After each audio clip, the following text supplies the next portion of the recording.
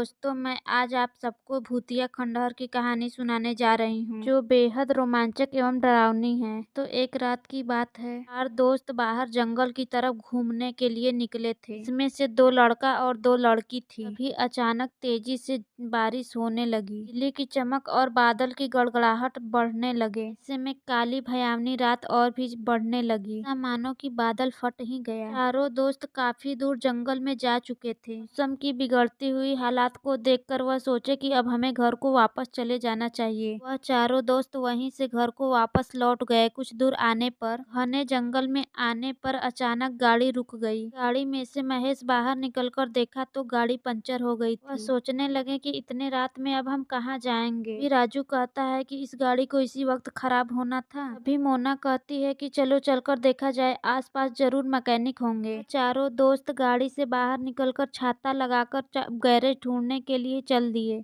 पर उन्हें कहीं गैरेज नहीं दिखाई दिया। अभी लता कहती है कि रहने के लिए एक घर मिल गया। चारों उस घर के पास जाते हैं। ऐसे ही महेश उस घर का बेल बजाने जाता है कि अचानक एक बाबा आ जाता है। कहता है, रुको, यहाँ से चले जाओ, लगता है तुम्हें अपनी जान प्यारी नहीं है, भी तुम सब यहाँ पे आए हो। यह सुनकर राजू हंसते हुए कहता है, हर घर के पास एक बुढ़ा रहता है और वह यही कहता है। इस बुढ़े के बात पर तुम सब यकीन मत करना। की बात न मानते हुए महेश बेल बजा देता है। दरवाजा खुलता है और दरवाजे पे एक सुंदर लड़की खड़ी हुई दिखाई देती है। लड़की कहती है, अंदर आओ। कहता है कि तुम सबकी गाड़ी पंचर हो गई है। फिर राजू कहता है कि आपको कैसे पता। की कहती है कि अक्सर लोग इसीलिए यहाँ पे आते हैं। लड़की बाबा की तरफ घूरने लगती है और कहती है, आप अभी तक यहीं पे हैं? आपसे कितनी बार बोली हूँ मैं कि यहाँ पे मत आया करिए। बाबा वहाँ से चुपचाप चला जाता है। चारों अंदर जाते हैं और देखते हैं कि घर एकदम डरावना सा लग रहा है। लड़की बोलती है कि लड़कियों के लिए इधर सोने का रूम है और लड़कों के लिए उधर सोने का रूम है। अपने अपने रूम में चले जाते हैं। ना तो सो जाती है, पर लता को नींद नहीं आती है। उसे बेचैनी और घबराहट सी लगती है। उसे अचानक एक डरावनी आवाज सुनाई देने लगती है और वह डर के मारे पानी पीने के लिए किचन की तरफ जाती है। उसका अचानक कोई पैर पकड़कर खींच देता है और जमीन पे वह गिर जाती है। उसे घसीटते हुए अंदर रूम की तरफ ले जाती है। चीखने की आवाज मोना को सुनाई देता है और मोना उठकर भागते हुए जाती है। देखती है तो लता नहीं दिखाई देती है। फिर उसको आवाज बाथरूम की तरफ से सुनाई देती है। मोना बाथरूम में जाकर देखती है तो लता का सिर कटा हुआ रहता है। धड़ मोना की तरफ बढ़ने लगता है। देखकर मोना डर जाती है और राजू महेश के कमरे में आकर उनसे सारी बात बताती है। मोना की बात पे यकीन नहीं करते और जैसे ही कमरे से बाहर निकलते हैं, वह सुंदर लड़की एक चुड़ैल के रूप में मोना का सर लिए खड़ा रहती है। उन तीनों को मारने के लिए उनकी तरफ बढ़ती है। भी वहाँ बाबा आ जाता है और उन तीनों को बचा लेता है।